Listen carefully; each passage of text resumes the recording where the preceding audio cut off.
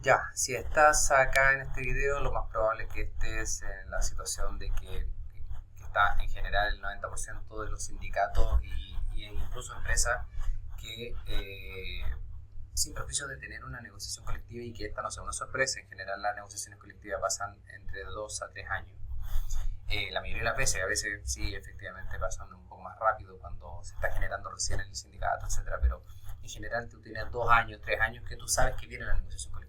Sin embargo, la mayoría de los sindicatos e incluso las empresas a última hora, previo a la negociación colectiva, buscan asesoría y se preparan para la negociación colectiva, lo cual es un problema. ¿Ya? ¿Por qué es un problema? Porque resulta que, claro, el sindicato a última hora prepara, y eso es lo que me acaba de pasar, pero pasa todo el tiempo, que los sindicatos buscan a los abogados o asesores para para que el sindicato, o sea, perdón, el contrato colectivo quede bien redactado, las cláusulas no me puedan joder con las cláusulas, etcétera, entonces que el abogado esté preocupado de esa parte. Pero la verdad es que ese es el 10% del trabajo del asesor sindical, ¿ya? En el caso de las empresas aún es peor incluso, porque muchas veces pasa, y me ha pasado en varias ocasiones, que te buscan cuando les llega el proyecto de contrato colectivo. Entonces, en definitiva, tú ya tienes 10 días para responder, en definitiva, no tienes nada para preparar, no tienes nada de tiempo, entonces tienes que trabajar a pata caballo. Y la verdad es que la preparación es el 70% de la negociación colectiva. Entonces, y cuando estás en un sindicato, tienes que entender que si bien es cierto que efectivamente es importante tener asesoría para la redacción del contrato colectivo propiamente tal, o para la redacción del proyecto de contrato colectivo también, pero lo cierto es que esa es, insisto, es una parte, es una pequeña parte del trabajo. La verdad que la negociación colectiva se prepara mucho antes. Entonces, tenés que pensar que, a ver, la negociación colectiva es algo por lo que vas a pasar y que tiene un objetivo, ¿ya?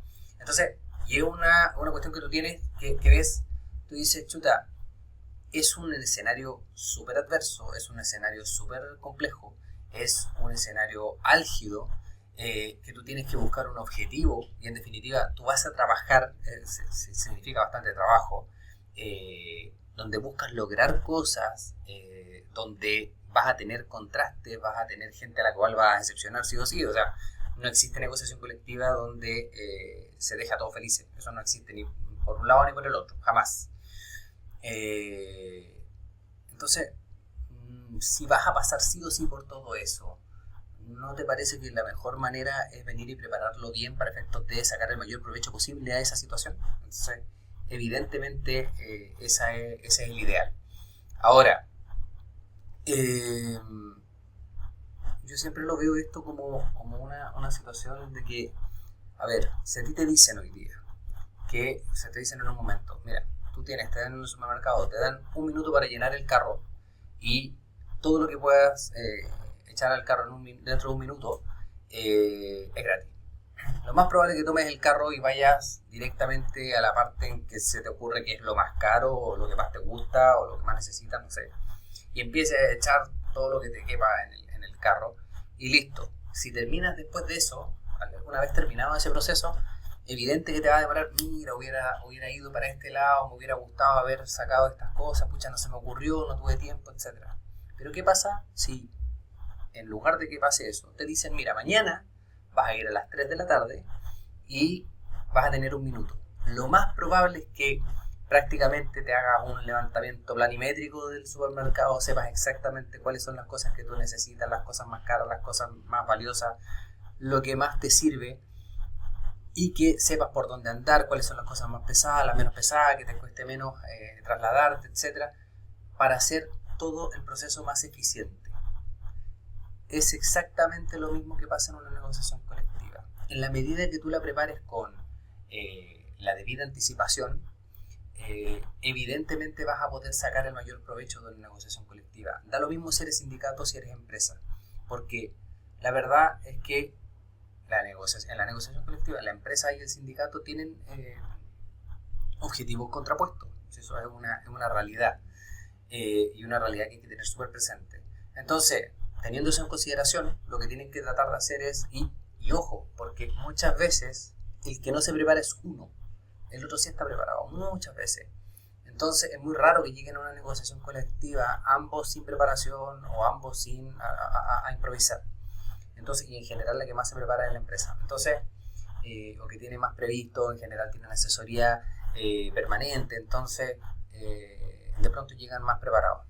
Ahora, por lo tanto, es necesario para el sindicato hacer un contrapeso, y eso lo hace efectivamente preparándose desde antes.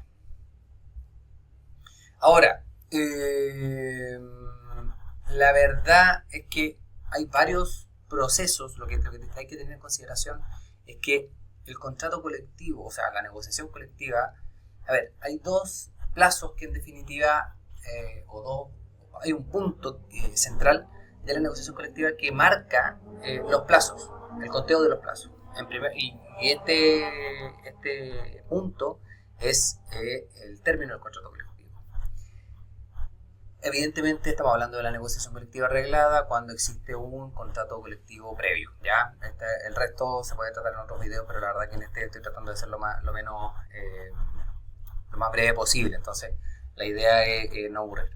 Ya, ¿y cuál es la fecha clave entonces? Es el término del contrato colectivo. Entonces, el día de término del contrato colectivo es el día D, ¿ya? Ese es el día D. Entonces, todos los plazos, y es interesante porque los plazos se cuentan hacia adelante desde el día, que ahí empieza el tema de la huelga, y hacia atrás. Entonces, todos los plazos no son desde el día en que se cuenta el plazo, sino que todos se cuentan hacia atrás desde el día en que termina la negociación colectiva. Entonces, si nosotros nos ponemos a pensar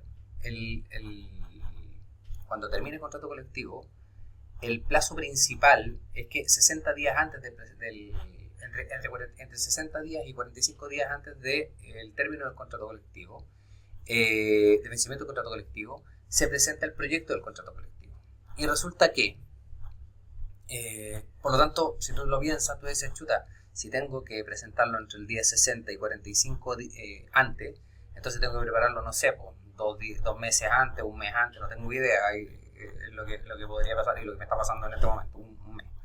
Entonces, pero no, en realidad, si nosotros analizamos, y estos son los plazos legales simplemente, si nosotros analizamos 180 días antes del término del contrato colectivo, del contrato colectivo, bien digo, existe un proceso que es la calificación de servicios mínimos. Los servicios mínimos es una institución que limita el derecho a la huelga.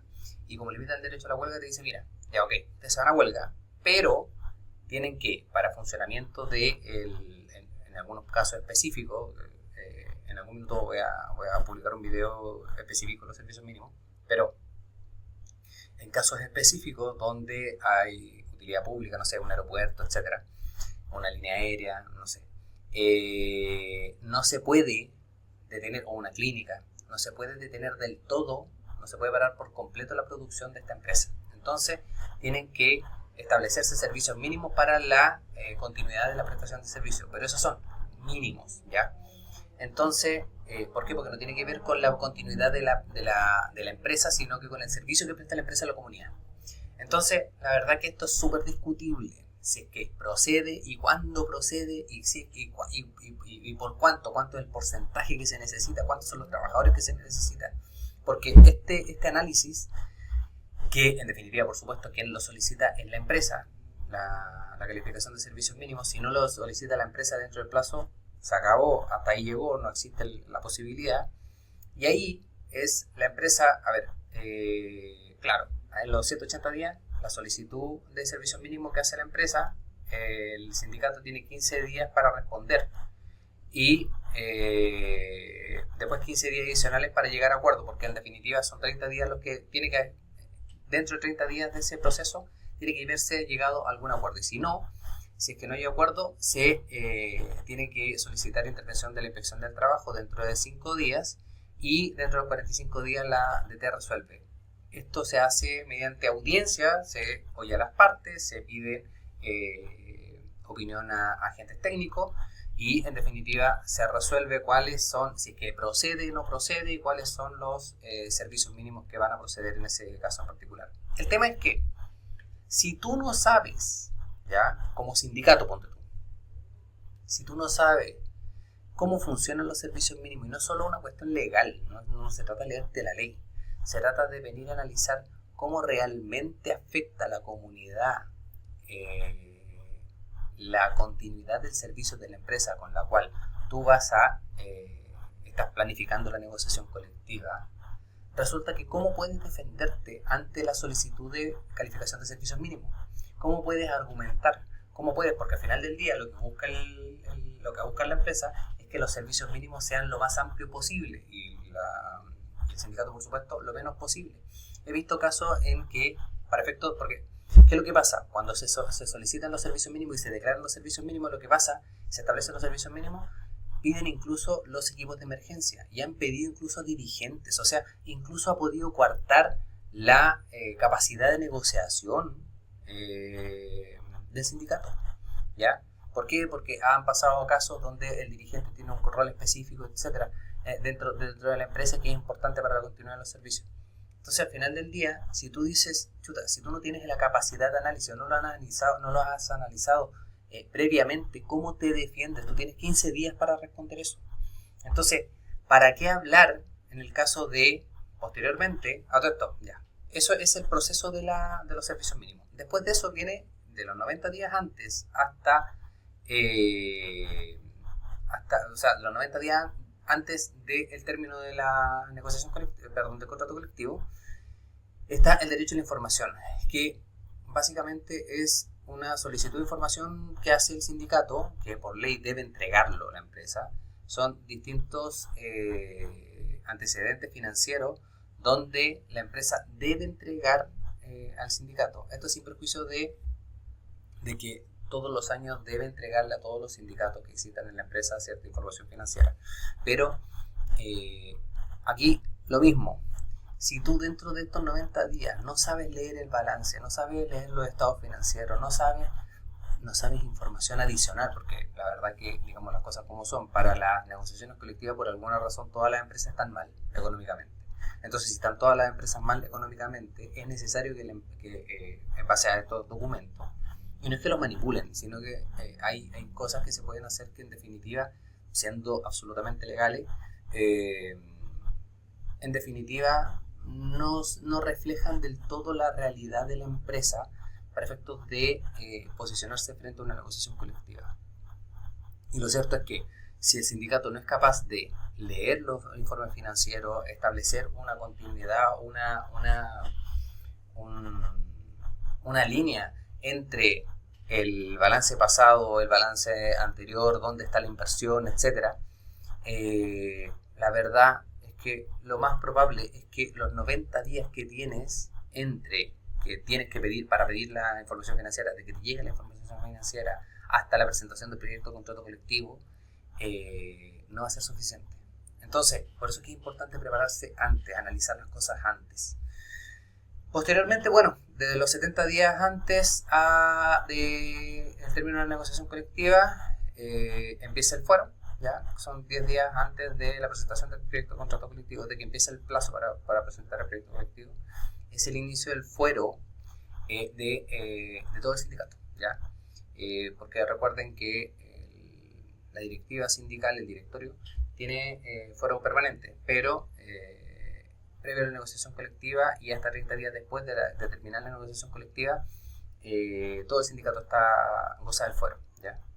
Bien, resulta que después llegamos precisamente a la presentación del proyecto de contrato colectivo a los 60 días, pero insisto en el punto, déjame volver un poquitito.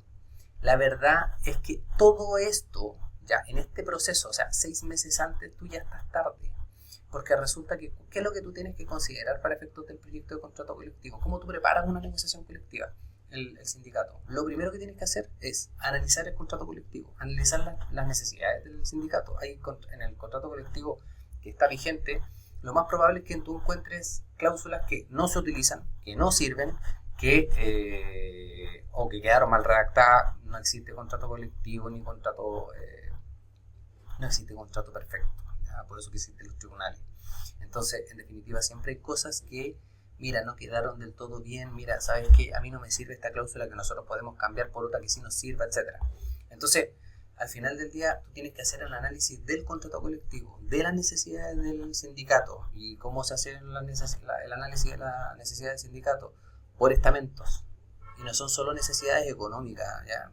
La verdad que muchas veces las negociaciones colectivas se entienden un poco como, ¿sabes qué? Hay que pedir plata, esto es plata, todos piden plata. Y la verdad que no es tan así. Y muchas veces, y tanto para las empresas también es importante esta información, de que hay muchas cosas que, hay muchas necesidades de los trabajadores que se resuelven de manera distinta a la plata. Y eso es importante tenerlo en consideración también como sindicato, porque el 99% de las veces la respuesta del empleador va a ser simplemente no. No se puede acceder a las peticiones del contrato colectivo. Pero muchas veces las peticiones no tienen que ver con temas económicos, o si bien es cierto que pueden tener, o sea, se plantean de manera de solicitar un beneficio económico, efectivamente la solución no es económica, se puede resolver de otra manera. Y ese es un tema que hay que tener en consideración siempre, ¿vale? Entonces, además de eso, pero la verdad que hay muchas cosas que se tienen que analizar, que la verdad que no quiero extenderme mucho en este video, pero que se tienen que analizar para poder presentar un proyecto de contrato colectivo que en definitiva cumpla con las expectativas del sindicato, o al contrario sean suscitadas en la empresa, de poder analizar para efectos de saber lo que se viene. Hay una proyección, un análisis que nosotros hacemos en una negociación colectiva, tanto por la empresa como por los sindicatos. Nosotros decimos, mira, el mayor predictor de éxito de una negociación colectiva, o de expectativas, porque al final del día esto se trata mucho de expectativas, de una expectativa de la contraparte dentro de una negociación colectiva, es la negociación colectiva anterior. Entonces nosotros hacemos un análisis que dice, mira, a ver, si ellos pidieron 100 y al final obtuvieron 80, si aquí piden 200, lo más probable es que estén pensando en obtener 160. ¿Por qué? Porque hay un ratio entre lo que pidieron y lo que obtuvieron que por lo menos pretenden mantener en esta ocasión. Ese análisis es un análisis mínimo que debe hacerse previo a una negociación colectiva, con todos los hitos de cada negociación colectiva, o sea, del contrato colectivo, con cada cláusula. Entonces, y hay, obviamente hay cláusulas que van a surgir posteriormente, etcétera. Hay cosas que se quedaron en la negociación colectiva pasada que no se pudieron lograr, etcétera. Y que, como lo abordamos en esta ocasión, para efectos de que sea más posible, más factible poder obtenerlo. Entonces, todas esas cosas son las que se analizan. Pero no solo eso. Más que todo eso, a ver, tenemos que entender que la negociación colectiva es un juego de poder. Al final del día es un juego de poder. ¿Y de qué se trata que sea un juego de poder? Entonces, ¿por qué un juego de poder? Porque gana el que tiene más poder. ¿Y dónde está el poder? El poder está en la alternativa. Ya mira, si es que la empresa, lo explico de esta manera, ¿por qué la empresa tiene que acceder a una negociación colectiva? O sea, ¿por qué tiene que acceder a las cosas que pide el sindicato? ¿Por qué tiene que pagar más? ¿Por qué tiene que cambiar? Bueno, porque si no, lo más probable es que el sindicato se vaya a huelga. Y si el sindicato se va a huelga, te va a producir un dolor mucho más grande que lo que te significaría acceder a las cosas que te pide el sindicato. Ahora, si la pérdida que te va a provocar la huelga, que es la herramienta que tiene el sindicato para hacer presión, no es tan grande como el dolor que te provoca acceder, lo más probable es que entonces en definitiva no accedas a lo que te está solicitando el sindicato. Y al contrario de eso, el sindicato tiene que analizar exactamente lo mismo. Es decir, mira, si yo paro la empresa, ¿ya? Paro el proceso productivo o paro parte del proceso productivo en base a lo que a la participación sindical que yo tengo, etcétera, ¿qué va a pasar con ¿cómo se llama? ¿Qué va a pasar con el proceso productivo? En realidad es más caro, es más barato el proceso productivo, parar el proceso productivo, o es más barato acceder en definitiva a lo que nosotros estamos solicitando. Todo ese tipo de cosas, ese análisis se tiene que hacer mucho antes de empezar a preparar un proyecto de contrato colectivo, porque al final del día las expectativas que tú puedas tener dentro del contrato colectivo van a ser directamente proporcionales al poder que tú tengas dentro de la negociación, ¿ya? Eso tanto por empresa como por sindicato. Entonces, ahora, de esta manera hay otras cosas también que tener en consideración, porque ya una vez analizado el tema de las posibilidades de huelga, de los efectos de la huelga, etcétera, tienes que llegar a un momento en que te dicen, mira, ¿sabes qué? Ya, tú presentas el contrato colectivo y el empleador tiene 10 días para responder. Pero dentro de la respuesta debe tener también las impugnaciones, entra el proceso de impugnaciones y reclamaciones. Por ejemplo, ¿qué es lo que pasa en estos casos? El empleador que impugna, por ejemplo, la nómina de los socios que vienen incluidos dentro del proyecto de contrato colectivo, porque, no sé, algunos socios pertenecen a otro sindicato o tienen vigente o pertenecían a otro sindicato, por lo tanto están vigentes dentro de otro contrato colectivo cuya vigencia todavía que supera el inicio de la vigencia de este nuevo contrato colectivo, no sé, hay ¿cómo se llama? Hay de la respuesta del empleador, no se respeta el piso de la negociación, por lo tanto el sindicato debe reclamar que en definitiva no se está respetando el piso de la negociación. ¿Cómo puedes hacer todas esas cosas si no conoces cuál es el piso de la negociación? Que en definitiva está compuesto no solo por la literalidad del contrato colectivo anterior, sino también por las cláusulas del contrato colectivo anterior, las cláusulas de los contratos individuales, los derechos adquiridos, las cláusulas tácitas. Entonces, hay una serie de cosas, de elementos que uno tiene que estudiar para efectos de venir y determinar si es que en definitiva forman parte o no del piso de negociación. Hace poco me buscaron precisamente para las impugnaciones, pero la verdad es que te buscan en el momento en que ya están con el agua hasta el cuello, y la verdad es que en ese momento sí que es bien poco lo que se puede hacer. Entonces, porque la verdad es que todo el análisis que tú debiste haber hecho mucho antes para poder afrontar esa situación, ya no tienes nada de tiempo. Imagínate que tú en el mismo caso, en el caso de la propuesta de la conformación de equipos de emergencia, respecto a lo que habíamos hablado porque en el respuesta al proyecto de contrato colectivo de la empresa tiene que venir los equipos de emergencia en base a los cuatro que quedan determinados de acuerdo a los servicios mínimos. Y el sindicato tiene 48 horas para contestar eso. 48 horas. Entonces, la verdad es que, y después el empleador tiene 5 días para requerir el pronunciamiento de la ADT. Entonces, si se fijan, hay una serie de etapas dentro de la negociación colectiva y que cada una de ellas necesita una preparación previa. Es por eso que es tan importante, pero tan importante. Por eso que yo siempre digo que la preparación de la negociación colectiva es el 70% de la negociación colectiva. Porque de hecho, también ya cuando viene el proyecto de contrato, la respuesta del contrato colectivo, recién ahí empieza el periodo de la mesa negociadora. Entonces, que está dentro de los 35 días y los 10 días antes de el término de la negociación colectiva, del proyecto de contrato colectivo. En el proyecto en la mesa negociadora, si tú no preparaste al equipo negociador, si tú no preparaste no solo los roles, no solo el tema de conocimiento, sino también en definitiva de el manejo que tienen. Si no tienes analizado a la otra parte, a la gente que va a negociar contigo, la verdad es que evidentemente la negociación se te va a ir cuesta arriba. Si tú no tienes preparada la huelga, si tú no tienes preparado, por ejemplo, es muy difícil, se da muy poco que el sindicato tenga un fondo de huelga suficiente como para soportar una huelga, como una huelga que pueda realmente dañar a la empresa. Porque acuérdense que una vez, si bien es cierto que el sindicato tiene la herramienta legal de la huelga, lo cierto es que al irse de huelga, que es un derecho legal, resulta que no van a recibir su sueldo. Entonces, la gente espera que el sindicato soporte parte de ese ingreso. Y la verdad que hay muy pocos sindicatos que tienen esa capacidad. Entonces, lo que sea, porque al final del día las cuotas sindicales lo que se van son en las horas sindicales, en asesoría, etcétera, distintas cosas. Entonces, muy poco lo que se hace. Entonces, una estrategia muy buena que hacemos nosotros con los sindicatos que asesoramos es que lo que se hace con el fondo sindical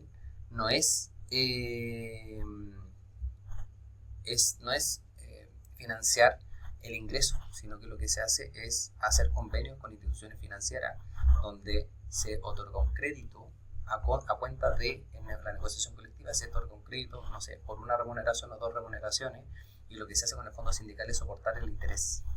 Entonces al final, con mucha menos plata, muchísima menos plata, lo que se hace es asegurar el pago del interés, y a los trabajadores no se les produce ningún perjuicio. Entonces, y ahí mata ya la empresa, o sea, ninguna posibilidad, ¿ya? Entonces, hay otros temas como también, a ver, dentro de una negociación hay una cuestión muy, muy relevante que tiene que ver con los llamados stakeholders, que son los actores ajenos a la empresa y al sindicato, pero que tienen cierta influencia en procesos, como por ejemplo los proveedores, los clientes. Hay muchas veces que hay negociaciones colectivas donde se presiona mucho desde el punto de vista de parte de los clientes. Me ha pasado que incluso los clientes de las empresas, me pasó con una empresa de transporte, donde los clientes te pedían así como día tras día cómo van, cuáles son las cláusulas donde tienen acuerdo, cuáles son las cláusulas donde no, en qué temas están topando. O sea, es una cuestión que realmente afecta. Entonces, si es que el sindicato tiene manejado a los stakeholders, si es que le están pasando información en este caso a los clientes, y en definitiva hacen que el cliente presione a la empresa, inevitablemente eso va a jugar en favor del sindicato. Pero ¿cómo lo hacen si no conocen esas herramientas, si no conocen a las personas, si no saben cuáles son los procesos productivos que van a afectar, en los cuales van a afectar a ese cliente en particular? Todo eso es preparación previa. Bueno, después viene, entre los 10 días antes, hay que convocar a la votación de la huelga, que en definitiva, acá, a ver, 5 días antes del término del contrato colectivo debe votarse, dentro de los 5 días antes debe votarse la última oferta del empleador o la huelga, ¿ya? Esas son las dos opciones que tiene el sindicato. Si se aprueba la última oferta del empleador, por supuesto se suscribe el contrato colectivo, y si se rechaza, se hace efectiva la huelga, pero dentro de los 5 días. Entonces hay un plazo de 4 días para que la empresa, y aquí ya empezamos los plazos hacia adelante, para que la empresa pueda solicitar la intervención de la Inspección del Trabajo en lo que se llama, que antes se llamaba los buenos oficios, hoy día es la mediación obligatoria. Entonces, que esa se da por 5 días hábiles prorrogables de común acuerdo por 5 días hábiles más, ¿ya? Si es que no se llega a acuerdo en definitiva, ahí se hace efectiva la huelga. Y si no, claro, obviamente si es que en algún minuto se llega a algún acuerdo, ahí se cierra y se suscribe el contrato colectivo. Pero si no, se hace efectiva la huelga. Ahora, ahí entramos en otra etapa dentro de la huelga, donde, para no aburrir, acá existe un proceso que es súper relevante, y que esto también tiene que ser preparado muchísimo antes. ¿Por qué? Porque la única manera de que la huelga surta un efecto no es solo preparándolo desde el punto de vista económico, y la verdad que desde el punto de vista de la cohesión del sindicato, etcétera, sino también desde el punto de vista de cuál es el proceso que separa, cómo se para el proceso, y cómo se evita que el proceso siga, es decir, el reemplazo. El reemplazo en huelga está prohibido por ley. Por lo tanto, en definitiva, y ese proceso, ese reemplazo debe fiscalizarlo el sindicato y denunciarlo cuando corresponda. Pero también existe una herramienta que tiene el empleador, que es el lockout, que en definitiva implica, en pocas palabras, es cerrar la empresa o la parte donde está la huelga, para efectos de se para por completo el proceso productivo, y solamente debe pagar las cotizaciones previsionales de aquellos que no están suscritos a la huelga, es decir, están fuera del sindicato, ¿ya? Recordemos que la huelga no es voluntaria, o sea, una vez que se decreta la huelga, no es que tú puedas simplemente descolgarte, ¿ya? Hay 2 plazos ahí, que te puedes descolgar en el día 16, si es que hubo última oferta y si es que se cumplió los requisitos, como por ejemplo respecto al piso de negociación, etcétera. Y si es que no los cumplió, recién al día 30 pueden descolgarse. Es decir, la única manera de parar la huelga antes de esos plazos es precisamente llegando a un acuerdo con el sindicato, ¿ya? Entonces, Si se ponen a pensar, ¿ya? Dentro de todo lo que hemos conversado en estos 30 minutos, la verdad es que si bien el proceso de la negociación colectiva reglada está bastante definida, ¿ya? Está bastante descrito y hay una serie de etapas, si tú te fijas en cada una de las etapas, en cada uno de los momentos, se requiere una preparación previa, pero de manera muy relevante. Entonces, si bien es cierto que, insisto, como en el caso que me está pasando ahora, que cuando te buscan a última hora para preparar en este caso un proyecto de contrato colectivo o para responder un proyecto de contrato colectivo, siempre se puede hacer cosas, siempre se puede hacer algo, siempre se puede preparar. Pero lo cierto es que el no preparar la negociación colectiva con la debida anticipación, inevitablemente te va a poner o sea, va a inclinar la balanza en tu contra. Entonces, eso, un llamado a preparar adecuadamente las negociaciones colectivas, entendiendo que a veces, la mayoría de las veces diría yo, es lo más importante, ¿ya? Más incluso que la misma negociación, ¿ya? Así que eso, bueno, cualquier cosa, estamos atentos a cualquier consulta que puedan tener. Un abrazo.